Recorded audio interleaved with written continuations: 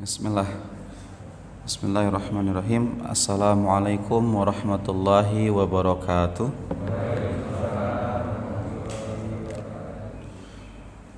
Alhamdulillahi rabbil alamin.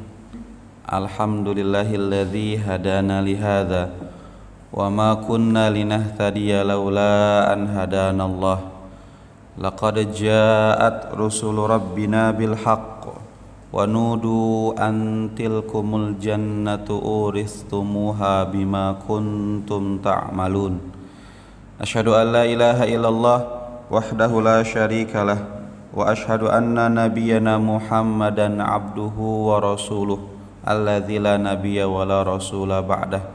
Allahumma salli wa sallim wa barik ala abdika wa rasulika wa khalilika Muhammad ibn Abdillah wa ala alihi wa sahbihi wa man iktafa atharahu ila yaumil qiyamah. Faqala subhanahu wa ta'ala fi kitabihil karim, a'udzu billahi minasy syaithanir rajim. Ya ayyuhalladzina amanu taqullaha haqqa tuqatih wa la tamutunna illa wa antum muslimun. Allahumma 'allimna ma yanfa'una wanfa'na bima 'allamtana wa zidna ilma wa arinal haqqa haqqan warzuqna ittiba'ah wa arinal batila batilan warzuqna ijtinabah. Amma ba'du. Jemaah kaum muslimin hadirin bapak-bapak rahimani wa rahimakumullah. Alhamdulillah kita memuji Allah Subhanahu wa taala atas wujud syukur kita terhadap limpahan rahmat yang Allah berikan kepada kita hingga sampai saat ini. Mudah-mudahan kita dikategorikan sebagai hamba-hamba yang memang menyadari bahwa nikmat Allah itu sangat luar biasa. Mudah-mudahan kita termasuk orang-orang yang memang pandai bersyukur kepada Allah Subhanahu wa taala. Mudah-mudahan Pak ya. Dengan ilmu, mudah-mudahan kita lebih bertakwa kepada Allah Subhanahu wa taala. Tetapi Rasulullah SAW selalu memberikan motivasi dan juga arahan. Salah satunya adalah kata Rasulullah SAW, man kana aminan fi sirbih, siapa yang dia merasakan keamanan di lingkungannya, badannya sehat, kemudian dia memiliki makanan pada hari itu, seakan-akan dia telah mendapatkan kehidupan dunia, Pak. Kita kan sudah punya seperti itu ya. Akan tetapi ya keamanan kita agak terganggu kan. Dengan adanya wabah Covid ini kan sebetulnya keamanan kita yang terganggu itu. Makanya keamanan itu nikmat yang luar biasa, Pak. Keamanan, kesehatan, punya makanan, alhamdulillah. Setelah itu Rasulullah mengatakan, la tanzuru ila man fawqakum, jangan melihat ke atas. Dalam urusan dunia jangan lihat ke atas, tetapi lihatlah mereka-mereka yang ada di bawah. Karena orang yang berada di bawah kita jauh lebih banyak daripada orang-orang yang ada di atas kita, Pak. Banyak bersyukur kepada Allah Subhanahu wa taala. Taib bapak-bapak jamaah rahimani wa rahimakumullah, Pak. Taib, kita sudah berada di materi dakwah Nabi kita Muhammad SAW secara terang-terangan, maksudnya secara sembunyi-sembunyi, mohon maaf. Hari ini kita akan bahas secara terang-terangan, Pak. Nah, di 3 tahun pertama, tidak sebentar ya, 3 tahun loh, Nabi Muhammad berdakwah secara sembunyi-sembunyi. Pasti tujuannya karena ada hikmah yang diinginkan. Rasulullah SAW sedang membangun kekuatan terlebih dahulu, menciptakan garda terdepan yang nantinya bisa membela dakwah beliau SAW. Maka beliau mengajak Islam, masuk Islam, orang-orang yang mungkin 95% ketika ditawari dia nerima, Pak. Maka kita dapatkan tokoh-tokoh yang Masya Allah ya. Tokoh-tokoh yang pertama misalkan, siapa wanita yang pertama kali masuk Islam, Pak? Jawabannya adalah Khadijah radhiyallahu taala anha. Khadijah menjadi pelopor wanita yang masuk Islam. Ya. Dan dengan sebab itu Ibnu Hajar Al-Asqalani, seorang ulama kita yang mengarang kitab Bulughul Maram, Bulughul Maram kan sering kita dengar ya. Nah, Ibnu Hajar Al-Asqalani ini beliau mengatakan Khadijah mendapatkan pahala semua wanita yang masuk Islam setelahnya, Pak. Karena memberikan contoh baik kepada orang. Dengan landasan hadis riwayat Muslim, man sanna fil islami sunnatan hasanatan falahu ajruha. Siapa yang dia mempelopori kebaikan, memberikan contoh kebaikan, maka baginya pahala, dan pahala orang-orang yang mengikutinya tanpa dikurangi dari pahala mereka sedikit pun, Pak. Masya Allah kan? Khadijah tinggal diam seperti ini, transferan pahala datang. Jadi wanita pertama yang masuk Islam itu adalah Khadijah. Kemudian selanjutnya, laki-laki dewasa pertama yang masuk Islam siapa? Abu Bakar As-Siddiq, Pak. Ini sering kita dengar ya. Ini kaliber sahabat-sahabat besar ini. Abu Bakar As-Siddiq, Khadijah radhiyallahu taala anha. Kemudian anak kecil pertama yang masuk Islam siapa? Ali bin Abi Thalib. Ini juga bukan orang sembarangan. Karena khalifah yang mendapatkan petunjuk dari Allah ada 5 sebetulnya. Satu lagi Umar bin Abdul Aziz.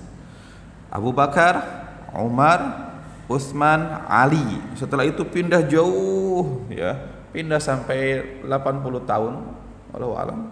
Sampai akhirnya muncullah khalifah yang selanjutnya Umar bin Abdul Aziz, Pak. Di zaman Umar bin Abdul Aziz itu Islam sudah Masya Allah, sudah hebat, megah. Wibawa yang dimiliki oleh umat dahulu itu besar. Sekarang mana wibawa kita kaum muslimin? Apakah kita termasuk orang yang menang sekarang atau orang yang terjajah, Pak? Kita kayaknya dipermainkan. Banyak negara-negara muslim yang digulingkan, kudeta dan sebagainya. Ini permainan kita itu. Kita sekarang dikerubutin oleh orang-orang non muslim, Pak, orang-orang kafir yang ingin menghancurkan kita. Dan itu memang sudah dinyatakan Rasulullah SAW. Kata Rasulullah nanti pada akhir zaman, yushaku an tatada'a alaikumul umam. Kalian nanti akan diperebutkan seperti satu makanan yang diperebutkan oleh orang yang lapar. Gimana caranya coba, Pak? Di musim kelaparan ada satu makanan, orang yang datangnya banyak, pasti berantem tuh orang mereka memperebutkan makanan itu kan. Nanti kalian akan diperlakukan seperti itu. Oleh siapa ya Rasulullah? Ada yang mengatakan apakah oleh orang-orang Yahudi, orang-orang Nasrani? Iya. Siapa lagi yang akan melakukan hal seperti itu kepada kita kecuali mereka itu. Kemudian Rasulullah mengatakan kenapa?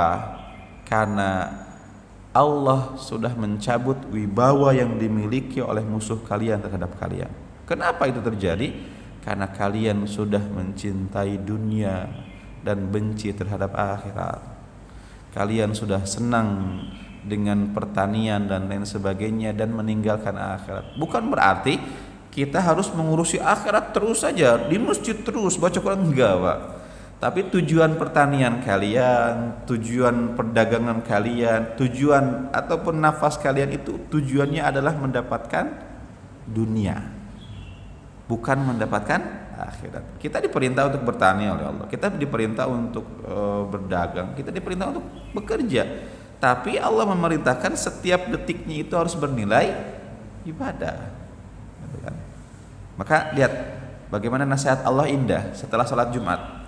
Ya ayyuhalladzina amanu idza nudiya lis-salati yaumil jum'ati fas'au ila dzikrillahi wa dzarul bai'. Wahai orang-orang yang beriman, ketika dikumandangkan azan Jumat, maka tinggalkan perdagangan. Tinggalkan perdagangan karena Imam Syafi'i dan ulama lain mengatakan bahwa perdagangan, mohon maaf bukan Imam Syafi'i tapi imam yang lain. Imam Syafi'i mengatakan perdagangannya sah. Imam yang mengatakan apa? Perdagangan yang dilakukan setelah azan Jumat itu enggak sah karena ada larangan di sana. Tapi Imam Syafi'i mengatakan sah tetapi berdosa. Sah tetapi berdosa. Kalau tidak sah kan konsekuensinya yang kita minum kan bukan hak kita ataupun yang kita beli bukan hak kita, itu enggak sah. Gitu kan? Kalau sah sih sah, punya hak kita, tetapi itu dia melakukan pelanggaran dan dia berdosa gitu kan. Artinya ada larangan untuk melakukan jual beli ketika azan sudah dikumandangkan ketika azan Jumat, Pak. Ya. Kemudian setelah Allah mengatakan tentang salat Jumat itu, fa idza qudiyatis shalah, ketika salat Jumat itu selesai, fantashiru fil ard, maka menyebarlah di muka bumi, wabtaghu min fadlillah, carilah rezeki, gitu kan. Tetapi syaratnya apa? Fadhkurullaha katsiran, banyak mengingat Allah dalam mencari rezeki itu, la'allakum tuflihun, mudah-mudahan kalian bahagia dengan banyak mengingat Allah itu. Dan orang sekarang kan nggak banyak mengingat Allah ketika mencari rezeki. Yang penting ke rumah bawa berlian. Nah, jadi di 3 tahun pertama itu yang diajarkan oleh Rasulullah SAW adalah tentang poin besar dalam agama kita, yaitu tauhid. Tauhid, mengenal Allah, mengenal hak-hak Allah. Ketika kita memahami bahwa Allah Maha Penyayang, kemudian kita mengetahui Allah Maha melihat kita, itu kan tauhid urusannya itu. Ketika tauhid kita benar dan kita memahami makna pengawasan Allah Subhanahu wa taala, maka tidak ada orang yang berani untuk bermaksiat kepada Allah Subhanahu wa taala. Dan lihat kata Aisyah radhiyallahu taala anha, beliau mengatakan, yang pertama kali diajarkan kepada kami oleh Rasulullah SAW adalah surat Al-Mufassal, surat-surat yang pendek, seperti Qul huwallah, gitu kan, itu kan tauhid. Katakan Allah Maha Esa, itu tauhid kan. Surat-surat pendek itu yang diajarkan kepada kami, yang di dalamnya disebutkan tentang surga dan neraka, Pak. Jadi disebutkan surga dengan neraka, haknya Allah Subhanahu wa taala, dan belum banyak tentang halal dan haram. Kita masuk sekarang, Pak. 3 tahun ya Rasulullah berdakwah secara sembunyi sehingga didapat garda-garda depan itu. Abu Bakar, kemudian Utsman, kemudian Ali, kemudian Talha, Zubair, Abdurrahman bin Auf, dan orang-orang hebat dan orang-orang yang lain sebagainya menjadi garda depan, sehingga ketika Allah Subhanahu wa taala mengatakan turun perintah dakwah secara terang-terangan, Allah mengatakan wa anzir ashiratakal aqrabin. Wahai Muhammad, sekarang sudah saatnya berikanlah kabar peringatan kepada keluargamu dulu yang terdekat sebelum kepada orang lain. Sampai akhirnya Rasulullah SAW ketika itu mengumpulkan keluarganya, Pak, dan terkumpullah 45 orang laki-laki, Pak. Ya, 45 laki-laki, dan mereka adalah kepala keluarga, gitu kan. Kemudian ketika itu Rasulullah SAW ingin ngomong di depan paman-pamannya, keluarganya, mungkin sepupunya dan sebagainya. Tetapi, Pak, selama 3 tahun itu dakwah sudah dilakukan secara sembunyi-sembunyi. Cuman orang-orang Quraisy itu sudah mendengar dakwahnya Muhammad, tetapi belum nampak aja. Sudah ada rumor-rumor, desus-desusnya sudah ada, sehingga ada sebagian orang yang sudah tahu Muhammad ini punya agama baru, gitu kan. Kata mereka seperti itu. Tapi mereka biarkan, karena mereka melihat ada orang-orang Nasrani, Pak, di Mekah itu, orang-orang Al-Ahnaf namanya. Salah satunya adalah Waraqah bin Naufal, ya, yang didatangi Rasulullah ketika Rasulullah dari Gua Hira itu kan. Dan orang Al-Ahnaf ini, orang Nasrani ini masih pemahamannya masih murni, Injil yang murni, gitu kan, yang mereka jaga. Dan mereka berdakwah di Mekah. Tetapi ternyata ya kalah dengan suasana Mekah, yang orang didakwahi sana sini nggak ada yang nerima, Pak. Jadi orang Quraisy itu menganggap ini paling sebentar, angin lalu. Dakwah Muhammad ya paling gitu kan. Tapi ternyata Abu Lahab ini sudah dengar desas-desus ini, sehingga ketika Rasulullah SAW ingin ngomong di depan paman-pamannya, tiba-tiba didahului sama si Abu Lahab ini. Dan Abu Lahab ini adalah pamannya. Ya. Abu Lahab mengatakan seperti ini. Ya. Hai Muhammad, haula'i umumatuka wa banu ammika. Wahai Muhammad, lihat, ini di sampingmu paman-pamanmu yang engkau harus hormati, dan sepupu-sepupumu dan keluarga besarmu, gitu kan.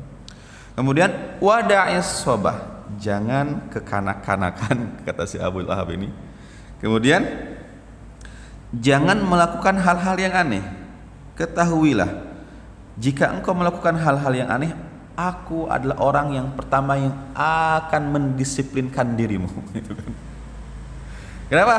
Di sisi lain ini, Pak, Abu Lahab itu di sisi lain adalah pamannya Rasulullah SAW. Tapi di sisi lain juga Abu Lahab itu adalah besannya Rasulullah. Paham bahasa saya? Paman kok jadi besan, Ustaz? Karena Rasulullah SAW punya putri ya, namanya Ruqayyah dengan Ummu Kulsum, dan Ruqayyah dan Ummu Kulsum ini menikah dengan anaknya Abu Lahab ya. Anaknya Abu Lahab langsung mengancam Rasulullah SAW, memarahi Rasulullah SAW, membuat Rasulullah itu ketika itu terdiam. Akhirnya yang bisa dilakukan hanya jamuan makan saja, ya sudah, makan aja, nggak jadi ngomongnya, Pak. Sudah gitu kan, sudah selesai setelah itu.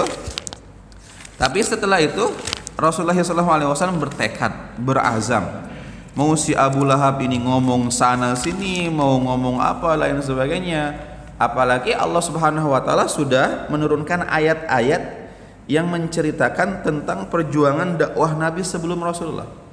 Bagaimana penolakan kaumnya, bagaimana mereka diusir dan diancam oleh kaumnya. Allah sudah menurunkan surat-surat seperti itu. Sehingga mental Rasulullah sudah tercipta. Mentalnya sudah ada karena melihat pengalaman nabi-nabi sebelumnya, sudah disiapkan mental itu, siap gitu kan, siap. Sampai akhirnya dikumpulkan lagi yang kedua kali, Pak. Setelah dikumpulkan yang kedua kali ini, paman-pamannya juga, ya sepupu-sepupunya juga sudah, udah ngomong apa sih Abu Lahab, enggak masalah. Akhirnya Rasulullah langsung mengatakan, alhamdulillah, ahmaduhu wa asta'inuhu wa u'minu bihi wa atawakkalu alaih. Segala puji bagi Allah, aku memujinya, aku meminta tolong kepadanya, aku beriman kepadanya, aku bertawakal kepadanya. Wa asyhadu an la ilaha illallah wahdahu la syarikalah, dan aku bersaksi tidak ada ilah yang berhak disembah kecuali Allah Subhanahu wa taala. Kemudian Rasulullah mengatakan apa? Wallahi, demi Allah wahai keluargaku, yang tidak ada ilah selain Allah. Inni rasulullahi ilaikum khosatan wa ilan nasi amatan. Ingat, saya ingin memberitahu satu hal. Saya Muhammad bin Abdullah adalah utusan Allah, Rabb kita, Tuhan kita, yang diutus kepada kalian orang-orang Arab secara khusus dan diutus kepada manusia secara umum. Kemudian Rasulullah mengatakan, wallahi wahai keluargaku, dengarkanlah.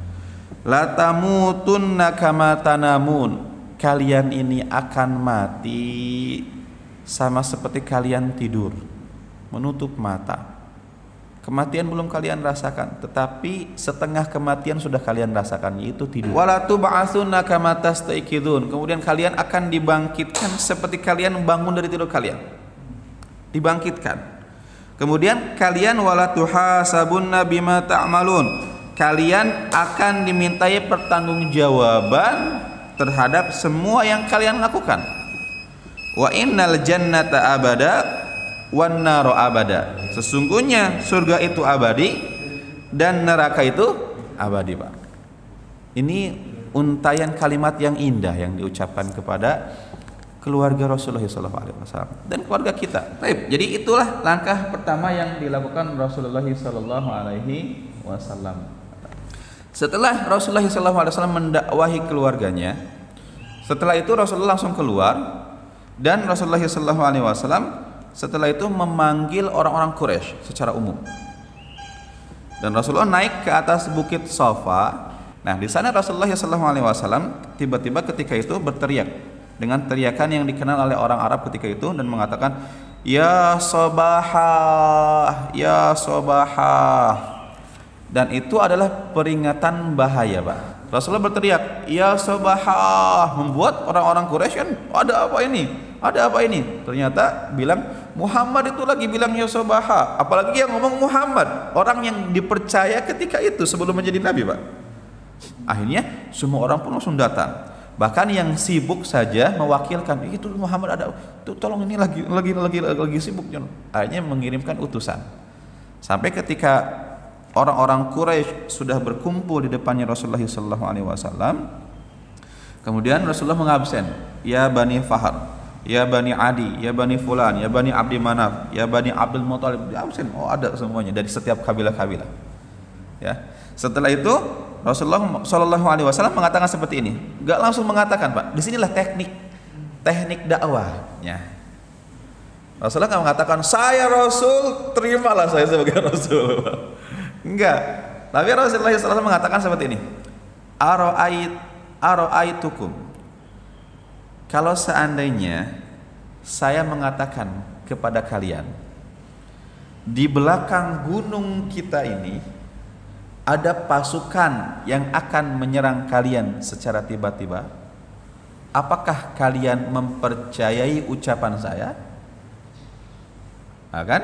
Ini nih teknik yang pertama nih, supaya yang kedua itu nggak bisa ngomong lagi, Pak. Akhirnya orang-orang mengatakan apa? Iya, ya wahai Muhammad, iya, na'am. Ma jarabna 'alaika kadziban wa ma jarabna 'alaika illa sidqan. Kami tidak mendapatimu sebagai seorang pembohong. Engkau al-amin, orang yang terpercaya, orang yang amanah, Pak. Bahkan luar biasanya gini, Pak.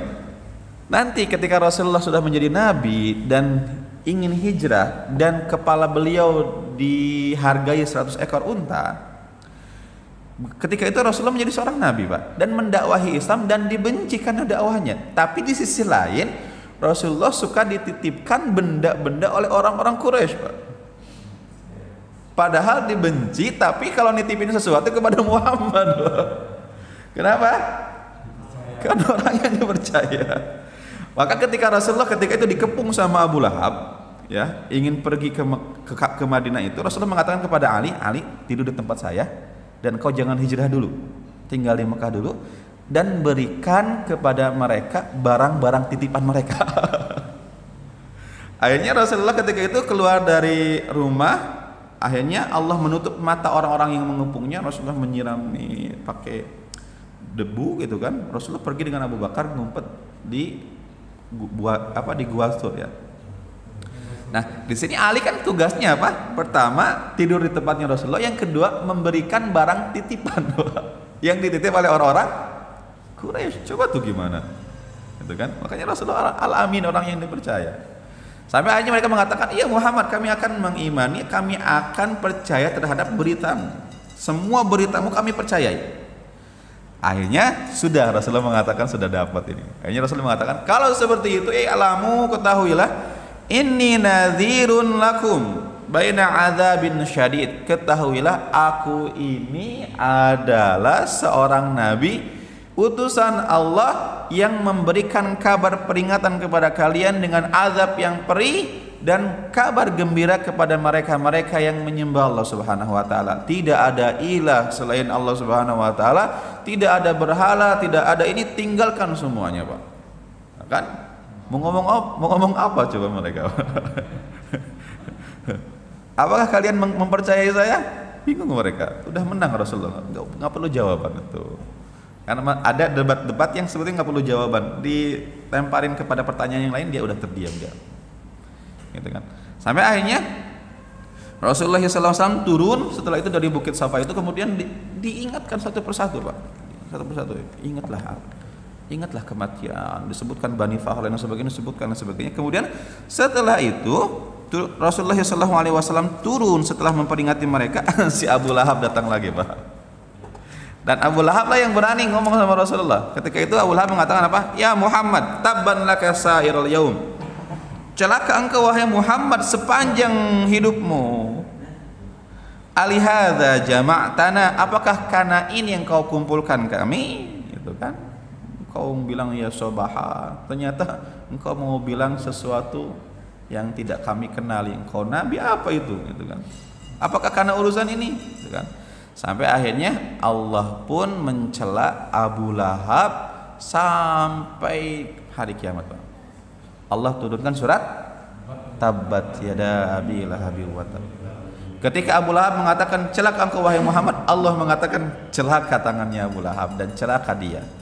Nah, kita akhiri, mudah-mudahan keluar dari masjid ini ada ilmu yang didapat, ya. Dan ketakwaannya yang paling penting, Pak. Menjadi pribadi yang baik, Apa kata Rasulullah SAW? Ya Rasulullah, siapa orang yang paling baik? Adalah orang yang mantala umuruhu wa hasuna amaluhu, orang yang umurnya panjang tetapi amalan juga baik. Bukan umurnya panjang tetapi amalannya buruk, Pak. Wallahu a'lam bishawab. Kita akhiri, subhanakallahumma wa bihamdika asyhadu an la ilaha illa anta astaghfiruka wa atubu ilaik. Wassalamualaikum warahmatullahi wabarakatuh.